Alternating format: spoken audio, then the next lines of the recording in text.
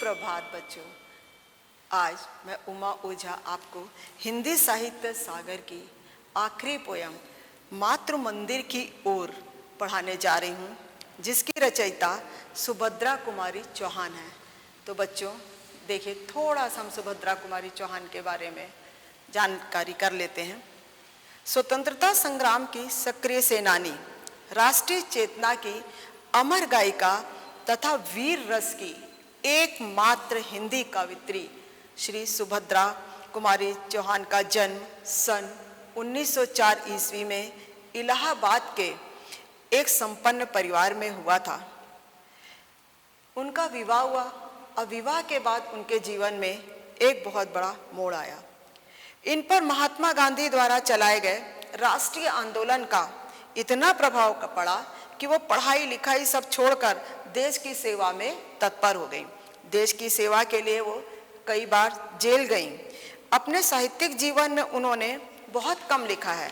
साहित्यिक जीवन मतलब जो इन्होंने काव्य लिखे, कहानियाँ लिखी, उसमें इन्होंने बहुत कम लिखा है, लेकिन जो भी उन्होंने लिखा है वो अद्वितीय है। मतलब वही जो है, उनके काव्य जो है वो सुभद्रा कुमारी चौहान को अमर कर गए। उस समय वीरता के भाव को अभिव्यक्त करने वाली ये अकेली महिला थी। यानी वीर रस की कविताएं जो हैं केवल सुभद्रा कुमारी चौहान ने ही उस समय लिखी हैं। इनकी ओजपूर्ण वाणी ने भारतीयों को स्वतंत्रता संग्राम में बलिदान कर लेने के लिए प्रेरित किया। बच्चों शायद इनकी कविता ही इनको, एक कविता अगर आपने सुनी होगी, खूब लड़ी मर्दानी वह तो झांसी वाली रानी थी, यही कविता जो है इनको अमर करने के लिए पर्याप्त है। तो देखिए, ये थी सुभद्रा कुमारी चौहान। ये उन्होंने उस समय एक काव्य लिखा जबकि हमारा देश जो था वो परतंत्र था। हमारा देश जो था गुलामी की बेड़ियों में जकड़ा हुआ था। तो इन्होंने सब भारतवासियों को संबोधित करते हुए और भारतवासियों में प्रेरणा जागृत करते हुए कि हमको अपनी स्वतंत्रता प्राप्ति के लिए किसी तरह से संघर्ष करना है, स्वतंत्रता के लिए बलिदान हो जाना है और भारत माता को गुलामी की बेड़ियों से हमको छुटकारा दिलाना ही है। तो इस प्रकार से सुभद्रा कुमारी जो चौहान थी, जब वो ये सोचती कि अरे हमारा देश गुलाम है, भारत, हम देशवासियों को कितना कष्ट हो रहा है, उसमें कितने अत्याचार हो रहे हैं, तो उनके मन में बहुत पीड़ा हो जाती है और वो बहुत दुखी होती हैं, परेशान होती हैं। तो उस समय वो ईश्वर को याद करती हैं और कहती हैं, हम भारतवासियों को हमको इतनी शक्ति दे दो जिससे कि हम अपनी माँ को गुलामी की बेड़ियों से स्वतंत्रता दिला सकें और उनको स्वतंत्र करा सकें। तो अब देखिए बच्चों, इस कविता का जो नाम है मातृ मंदिर की ओर। अब देखिए, मातृ मतलब क्या होता है? माता होता है। और मंदिर मतलब क्या होता है? जहाँ पे सभी देवी देवता निवास करते हैं।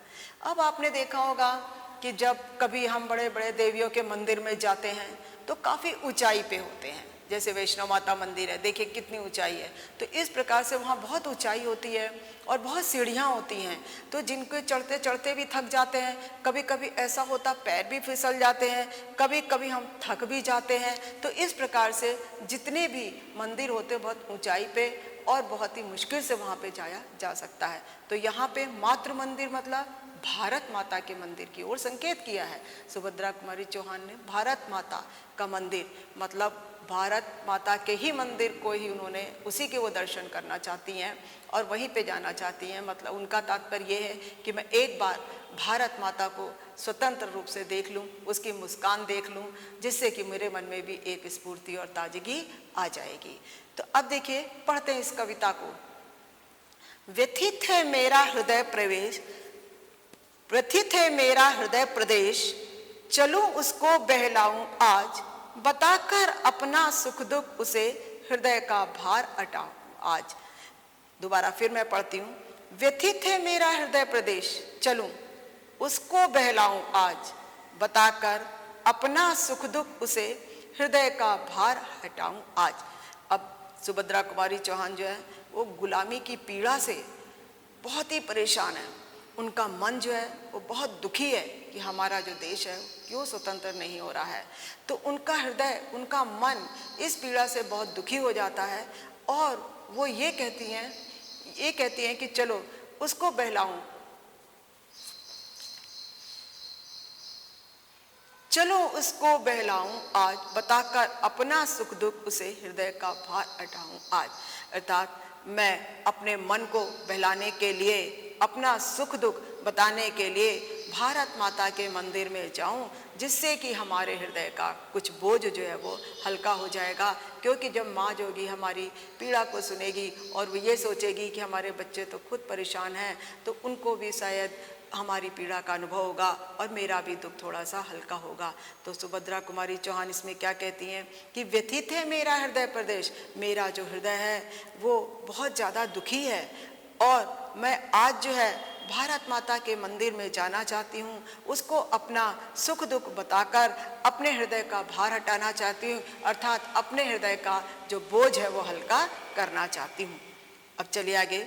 चलूँ माँ के पद पंकज पकड़, नयन जल से नहलाऊं आज, मातृ मंदिर में मैंने कहा चलूं दर्शन कर आऊं आज।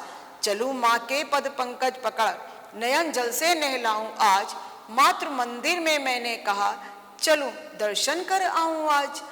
अब सुभद्रा कुमारी चौहान कवित्री क्या सोचती हैं कि मैं भारत माता के मंदिर में जाऊं और पद पंकज, पद पंकज मतलब होता है कमल रूपी चरण, पंकज का मतलब होता है कमल और पद मतलब पैर, मतलब कमल के समान सुंदर पैर। तो वो कहती हैं कि मैं जब भारत माता के मंदिर में पहुंच जाऊं तो मैं उनके कमल रूपी चरणों को पकड़कर और उनको अपने नयन जल से नहलाऊंगी। नयन जल मतलब अश्रु, मतलब इतनी ज़्यादा दुखी होती है, उनके मन में इतनी पीड़ा होती है कि कहती हैं कि माँ के मंदिर में जाके और मैं उनके कमल रूपी चरणों को पकड़कर अपने नयन जल से उनको आज नहलाऊंगी। अर्थात मेरे जो अश्रु होंगे उनके ऊपर गिरेंगे मैं और उनको समझ में आएगा कि मैं कितनी दुखी हूँ। मातृ मंदिर में मैंने कहा चलूँ दर्शन कर आऊँ आज। वो कहती हैं कि मैंने कहा कि आज मैं माता के मंदिर में जाकर दर्शन करना चाहती हूँ और उनके कमल रूपी चरणों को पकड़कर उनको अपने आंसुओं से नहलाना चाहती हूँ। तो इस प्रकार सुभद्रा कुमारी चौहान जो है वो बहुत दुखी हैं। वो कहती है मैं किसी तरह भारत माता के मंदिर में चली जाऊं और उनके सुंदर से पाँव पर पकड़कर और उस पर मैं अपने अश्रुओं को गिराऊं, जिससे उनको समझ में आएगा कि हमको कितनी पीड़ा, मैं अंदर से कितनी दुखी हूँ कि मैं तुमको परतंत्रता के रूप में देख रही हूँ, तुमको स्वतंत्र नहीं करा पा रही हूँ। किंतु यह हुआ अचानक ध्यान, दीन हूँ छोटी हूँ अज्ञान, मातृ मंदिर का दुर्गम मार्ग तुम्हें बतला दो हे भगवान। लेकिन वो सोच तो रही है कि मैं माँ के मंदिर में जाऊं, उनको अपना दुख सुख बताऊं और उनके कमल रूपी चरणों को पकड़कर नयल जल से नहलाऊं। लेकिन क्या हुआ, अचानक ही उनको ये ध्यान आता है। क्या ध्यान आता है? दीन हूँ छोटी हूँ अज्ञान। वो कहती हैं मैं बहुत दीन हूँ, छोटी हूँ और अज्ञानी हूँ। मातृ मंदिर का दुर्गम मार्ग तुम्ही बतला दो हे भगवान। अब कहते हैं ये माता के मंदिर तक पहुंचने का जो मार्ग है वो बहुत दुर्गम है, अर्थात बहुत कठिन है। दुर्गम का मतलब होता है जहाँ तक पहुँच पाना कठिन हो, और सुगम का मतलब सरल। तो यहाँ पे क्या आया है, मातृ मंदिर का दुर्गम मार्ग, मतलब माता के मंदिर तक पहुँचने का जो मार्ग है वो बड़ा कठिन है। तुम ही बतला दो हे भगवान।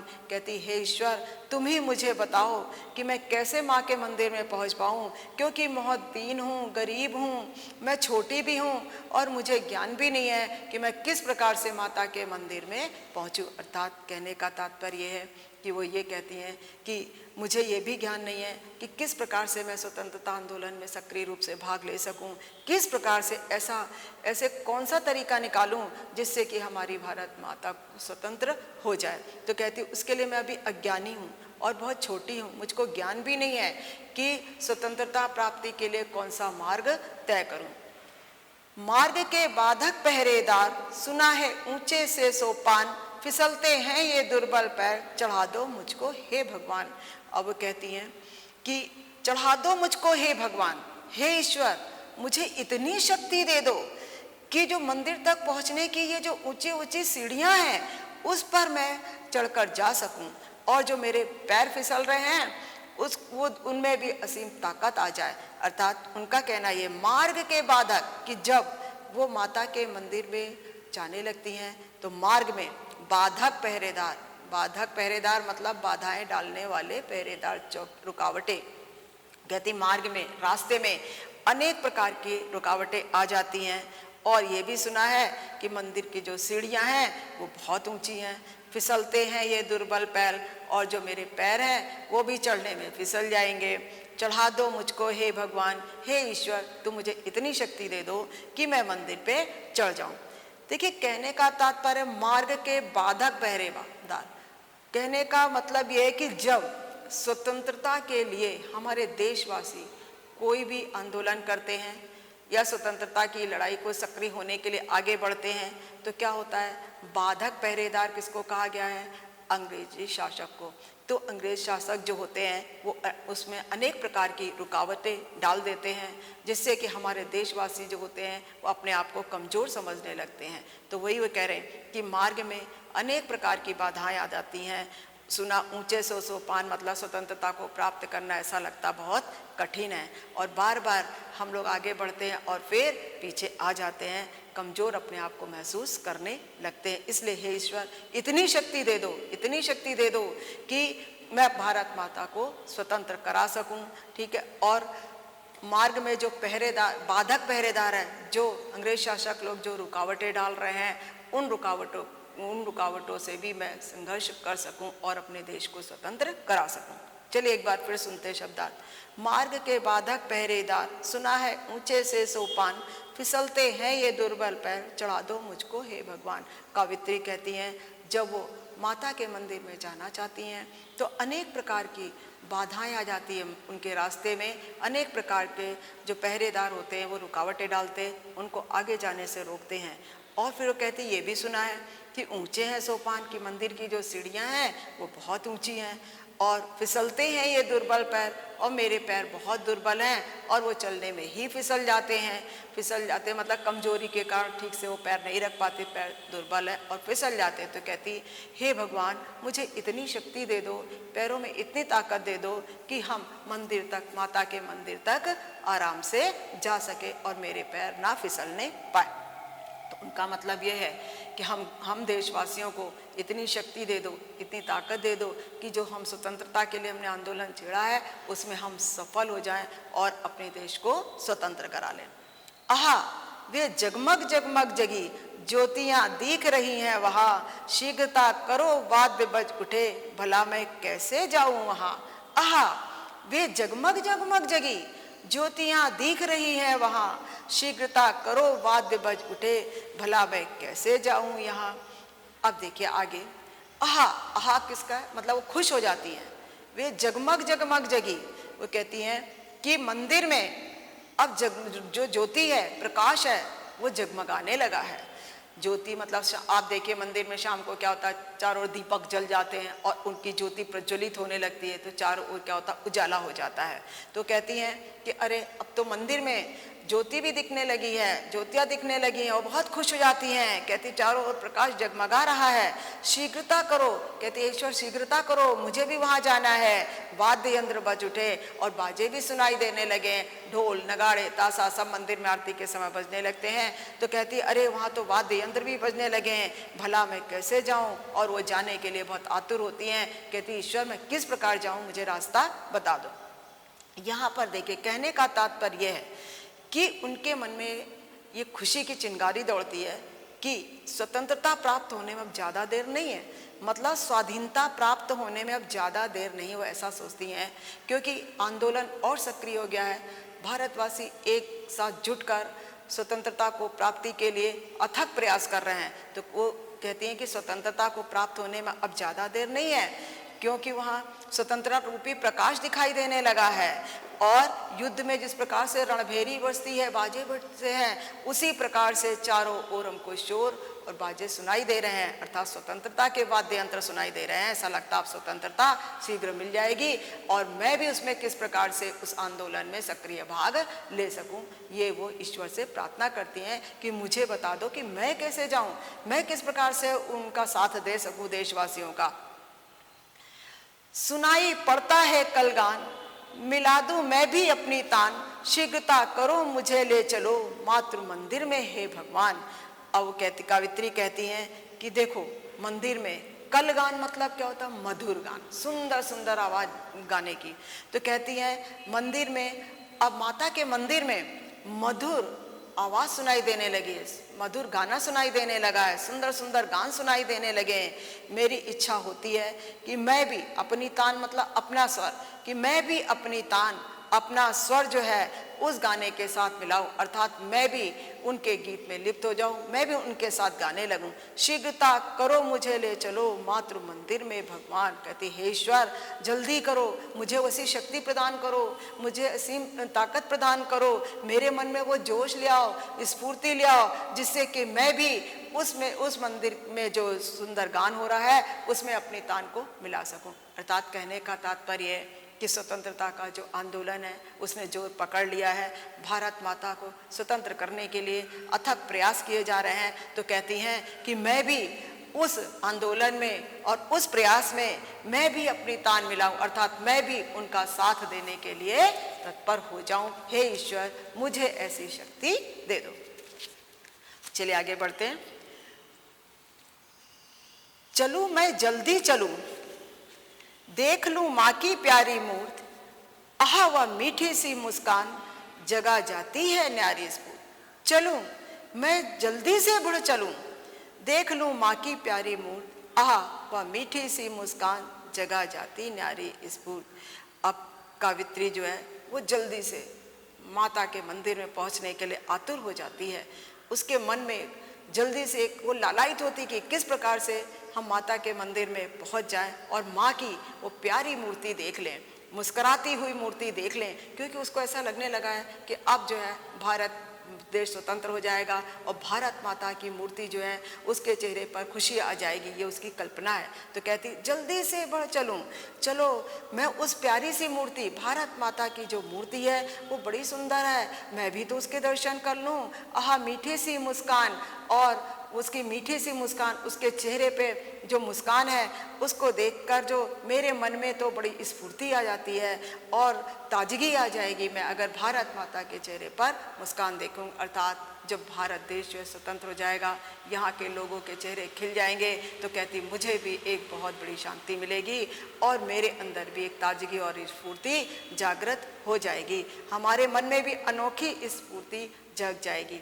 तो इस प्रकार कावित्री कहती है कि हमको जल्दी से माता के मंदिर में पहुंचा दो भगवान, मैं जल्दी जल्दी माता के मंदिर में जाना चाहती हूँ, मेरा दिल बेचैन हो रहा है, भारत माता की प्यारी सी मूर्ति देखना चाहती हूँ और उनके चेहरे पर आई मीठी सी मुस्कान को देखना चाहती हूँ, जिससे कि मेरे हृदय में भी स्फूर्ति जागृत हो जाए, क्योंकि भारत माता की मीठी मुस्कान देखकर मेरे मन में एक प्रकार की स्फूर्ति और ताजगी आ जाएगी।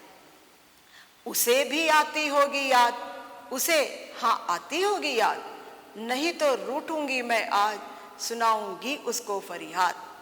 अब देखिए कोई भी माँ है वो अगर बच्चों से दूर रहती है तो उसको भी याद आती है। तो यहाँ पे कावित्री जो है वो भारत माता को एक माँ के समान संबोधित कर रही है। तो वो कहती है कि उसे भी तो आती होगी याद, यानी माँ को भी तो हमारी याद आती होगी हम बच्चों की। हाँ, अब वो बड़े कॉन्फिडेंस से विश्वास से कह रही हाँ आती होगी याद, जरूर याद आती होगी, और अगर नहीं आती होगी नहीं तो रूठूंगी मैं आज, तो मैं उनसे रूठ जाऊंगी, उनसे गुस्सा हो जाऊंगी और उनको अपनी मन की बात बताऊंगी, उनसे फरियाद करूंगी, उनको अपनी विनती बताऊंगी कि क्यों आप मुझसे रूठ गए हो, तो मैं उनको उसका कारण बताऊंगी। तो इस प्रकार से कवित्री जो है भारत माता को अपनी माँ समझ के संबोधित करती। उसे भी आती होगी याद, मतलब जो कवित्री है वो अपना स्वयं के माध्यम से सभी देशवासियों को संबोधित करती है कि उसे भी तो आती होगी याद। उसे मतलब भारत माता, उसको भी तो हमारी बच्चों की याद आती होगी। हाँ आती होगी याद, हाँ अवश्य याद आती होगी, क्योंकि वो हमारी माँ है। और अगर नहीं आती होगी तो रूठूंगी मैं आज, तो हम उससे रूठ जाएंगे, सुनाऊंगी उनको फरियाद। और उनको अपनी विनती सुनाऊंगी, उनको अपने मन की बात बताऊंगी। इस प्रकार से कवित्री यहाँ पे ये बताती है कि भारत माता भी अपने स्वतंत्रता के लिए लालायित होगी, जिससे कि वो अपने बच्चों की अच्छी तरह से रक्षा कर सके। तो कहती है कि उनको भी तो मेरी याद आती होगी कि मेरे बच्चे मेरे लिए स्वतंत्रता के लिए प्रयास कर रहे हैं या नहीं कर रहे हैं। अब देखिए आगे, कलेजा माँ का मैं संतान, करेगी दोषों पर अभिमान, मातृवेदी पर हुई पुकार, चढ़ा दो मुझको हे भगवान।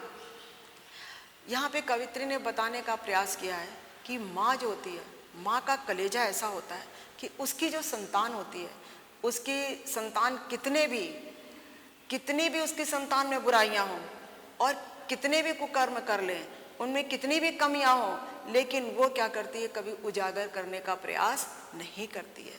तो वो कह रही है कलेजा माँ का, भारत माता का भी तो एक माँ के समान ही कलेजा है। हम सब तो उनकी संतान हैं, हम उनकी संतान हैं। करेगी दोषों पर अभिमान, यदि हमारी कोई गलती है, यदि हमारे में कोई कमी है, तो भी वह अभिमान करेगी और उन कमियों को उजागर करने का प्रयत्न नहीं करेगी। मातृवेदी पर हुई पुकार, चढ़ा दो मुझको हे भगवान। कहती है हे ईश्वर, हे भगवान, आज भारत माता मुझे पुकार रही है, मुझको भी वहाँ मंदिर तक चढ़ा दो, ऊपर ले जाओ, अर्थात मुझको भी उस स्वतंत्रता के आंदोलन में सक्रिय भाग लेने के लिए प्रेरणा दो, जिससे मैं अपने भारत माता को स्वतंत्र करा सकूं, भारत देश को स्वतंत्र करा सकूं। क्योंकि आज देश की यही पुकार है कि उसको हमें परतंत्रता की बेड़ी से स्वतंत्र कराना है।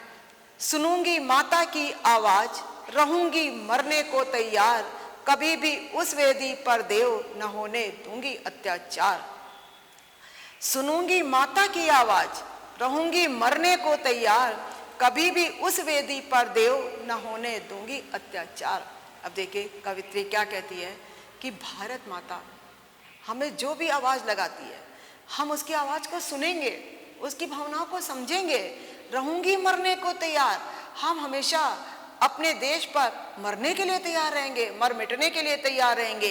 कभी भी उस वेदी पर देव न होने दूंगी अत्याचार, और कभी भी उस वेदी मतलब उस जगह, उस देश में कभी भी हम अत्याचार नहीं होने देंगे। हम अंग्रेजों के शासन से छुटकारा दिलाकर ही रहेंगे और कभी भी हम भारतवासियों पर अत्याचार होते नहीं देख पाएंगे, कभी भी नहीं देखेंगे। हम उनको सभी दुखों से दूर करेंगे। तो कभी भी उस वेदी पर देव न होने दूंगी अत्याचार। तो जो भारत माता की वेदी है, उस पर कभी भी, उस जगह पर हे ईश्वर मैं कभी अत्याचार नहीं होने दूंगी, उससे मैं भारत माता की रक्षा करूंगी, अर्थात अपने देश को परतंत्रता से मुक्त कराऊंगी। न होने दूंगी अत्याचार, चलो मैं हो जाऊं बलिदान, मातृ मंदिर में हुई पुकार, चढ़ा दो मुझको हे भगवान। अब देखिए, न होने दूंगी अत्याचार, होने दूंगी अत्याचार मतलब कि अब हम भारत देश पर कोई भी अत्याचार नहीं होने दूंगी। मैं हो जाऊं बलिदान, मैं बलिवेदी पर स्वयं को बलिदान करने के लिए तैयार हूँ, देश के लिए मर मिटने के लिए तैयार हूँ। और आज मातृ मंदिर में हुई पुकार, आज भारत माता जो है वो पुकार रही है, हमको पुकार रही है कि हमको मुक्त कराओ, चढ़ा दो मुझको हे भगवान, हे ईश्वर, मुझे इतनी ताकत दे दो कि मैं उस मंदिर, भारत माता के मंदिर तक पहुंच जाऊं, अर्थात हम उसको स्वतंत्र, देश को स्वतंत्र करा सकें, जिससे कि हमारी माँ जो होगी, भारत माता के सभी लोग प्रसन्न हो जाएंगे और भारत माता भी प्रसन्न हो जाएगी, उसके चेहरे पर खुशी दिखाई देने लगेगी, मुस्कान दिखाई देने लगेगी। अब देखिए, न होने दूंगी अत्याचार, चलो मैं हो जाऊं बलिदान, मातृ मंदिर में हुई पुकार, चढ़ा दो मुझको हे भगवान। कवित्री कहती है कि न होने दूंगी अत्याचार, कहती आज हम लोग भारत माता पर कोई अत्याचार नहीं होने देंगे, अर्थात इस भारत देश पर, इस भारत भूमि पर किसी प्रकार से अत्याचार नहीं होने दूंगी। उसके लिए मैं हो जाऊं बलिदान, मैं स्वयं मर मिटने के लिए भी तैयार हूँ। मातृ मंदिर में आज पुकार हुई, अर्थात भारत देश आज ये पुकार रहा है कि मुझे स्वतंत्र कराओ। तो इस प्रकार से कहती हैं, हे ईश्वर मुझे इतनी शक्ति दे दो, इतनी शक्ति दे दो कि आज मैं भारत को परतंत्रता की बेड़ियों से स्वतंत्र करा सकूं। अब देखिए, वेदी आपके इसमें आया है, कभी भी उस वेदी पर देव न होने दूंगी अत्याचार। तो किस वेदी पर? देखिए, कभी बच्चों आपने देखा होगा कि जब मंदिर होता है तो मंदिर के पास में कुछ ऐसा चौकोर चबूतरा टाइप होता है जिसमें कि बहुत सारे सब कार्यक्रम भी होते रहते हैं, भक्ति से संबंधित कार्यक्रम होते हैं, कोई बलि भी दी जाती है, तो उसको ये ऊंचा स्थान होता है, थोड़ा सा ऊंचा स्थान होता है, अलग होता है मंदिर से। तो वहाँ पे क्या है, बलिदान दिया जाता है, कई पुष्प अर्पण किया जाता है, हवन किया जाता है, तो वेदी वो जगह है। तो यहाँ पे क्या है, भारत माता की वेदी के लिए, भारत माता का जो मंदिर है उस वेदी के लिए आया, अर्थात भारत माता हमको पुकारती है कि नहीं, हमको स्वतंत्र कराओ। इसलिए कवित्री कहती है कि मैं भारत माता की आवाज़ सुनूंगी, हमारी भारत माता क्या कह रही है, हम उस पर मरने के लिए भी तैयार रहेंगे, उनकी वेदी पर बलिदान होने के लिए तैयार रहेंगे कि उसके ऊपर अत्याचार नहीं होने देंगे, लेकिन उसको स्वतंत्र करा के ही रहेंगे। तो इस प्रकार से बच्चों, आपको एक कविता का जो भावार्थ है वो समझ में आया होगा। एक बार फिर मैं जल्दी से आपको समझा देती हूँ। व्यथित है मेरा हृदय प्रवेश, चलूं उसको बहलाऊं आज, बताकर अपना सुख दुख उसे, हृदय का भार हटाऊं आज। कवित्री जो है गुलामी की पीड़ा से बहुत ज़्यादा व्यथित है और वो भारत माता के मंदिर में जाना चाहती है। वो कहती है भारत माता को हम अपने दुख सुख बताकर और अपने हृदय का बोझ हल्का करना चाहते हैं। चलूं माँ के पद पंकज पकड़, नयन जल से नहलाऊं आज, मात्र मंदिर में मैंने कहा चलूं दर्शन कर आऊं आज। अब वो कहती है कि मैं जब भारत माता के मंदिर में जाऊंगी तो उनके कमल रूपी चरणों को पकड़कर और नयन जल से उनको नहलाऊंगी, अर्थात मेरे हृदय का जो दुख है वो अश्रु के रूप में उनके चरणों पे गिर जाएगा। मात्र मंदिर में मैंने कहा चलूं दर्शन कराऊं आज मैं भारत माता के मंदिर का दर्शन करना चाहती हूँ, किंतु अचानक युवा ध्यान दीन हूँ, छोटी हूँ अज्ञान, मात्र मंदिर का दुर्गम माँ तुम्ही बतला दो हे भगवान। लेकिन फिर कवित्री सोचती है, उसको अचानक ध्यान आता है कि वो तो अभी बहुत छोटी है, बहुत गरीब है, बहुत अज्ञानी है और भारत माता के मंदिर पे जाने का जो मार्ग है वो बहुत कठिन है। तो ईश्वर से कहती है, हे ईश्वर तुम ही मुझे बता दो कि मैं उस मंदिर तक कैसे पहुँचूँ, क्या रास्ता है, ऐसा कौन सा रास्ता है जिससे हम भारत माता को स्वतंत्र करा सके, देशवासियों को स्वतंत्र करा सके। मार्ग के बाधक पहरेदार, सुना है ऊंचे से सोपान, फिसलते हैं ये दुर्बल पैर, चढ़ा दो मुझको हे भगवान।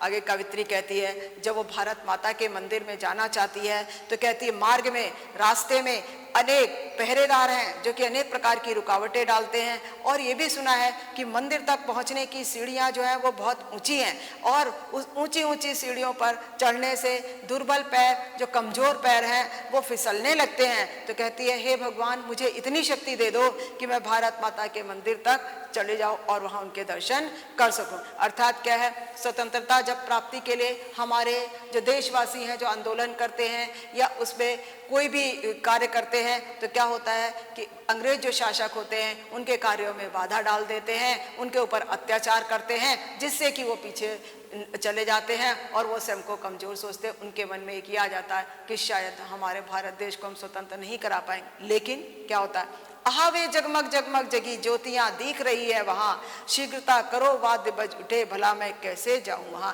लेकिन अभी वो कहती, खुश हो जाती है कि स्वतंत्रता रूपी चिंगारी उसको दिखाई देने लगी है। उसी प्रकार से कहती है, मंदिर में देखिए अनेक प्रकार, भारत माता के मंदिर में अब स्वतंत्रता की जो ज्योति है वो दिखाई देने लगी है, चारों ओर प्रकाश फैल गया है। शीघ्रता करो, वो कहती है कि हे भगवान जल्दी करो, वाद्य यंत्र बज उठे। अब तो मंदिर में बाजे भी सुनाई देने लगे, अखार लोगों में जोश जागृत हो गया है कि भारत देश को हम कैसे स्वतंत्र कराएं। और वो कहती, भला मैं कैसे जाऊं, अब मैं कैसे उस आंदोलन में सम्मिलित हो पाऊं, ये मुझको आप रास्ता बता दीजिए। सुनाई पड़ता है कलगान, मिला दूं मैं भी अपनी तान, शीघ्रता करो मुझे ले लो मातृ मंदिर में हे भगवान। वो कहती है कि मंदिर में एक कलगान सुंदर गीत सुनाई देता है, कहती मैं भी अपना स्वर जो है उसमें मिलाना चाहती हूँ। अभी जल्दी जल्दी वो कहती है कि मैं जल्दी जल्दी मंदिर में पहुंचकर भारत माता की प्यारी मूर्ति को देखना चाहती हूँ। फिर वो कहती है उसे भी आती होगी याद कि भारत माता को भी तो हमारी याद आती होगी, अगर नहीं आती है तो नहीं तो रूठूंगी मैं, आज तो मैं रूठ जाऊंगी और उसको अपनी विनती बताऊंगी। कलेजा माँ का मैं संतान, वो कहती है उनका माँ का कलेजा है, मैं हम सब भारतवासी उनकी संतान है, अगर हमारे में कुछ कमियां भी होंगी तो भी उनको अभिमान होगा। मातृवेदी पर हुई पुकार, कहती भारत माता आज मुझे पुकार रही है और मैं उसके लिए मर मिटने के लिए भी तैयार रहूंगी। न होने दूंगी अत्याचार। अब मैं भारत माता पे कोई भी अत्याचार नहीं होने दूंगी और अब हम स्वतंत्रता को लेके ही रहेंगे। धन्यवाद।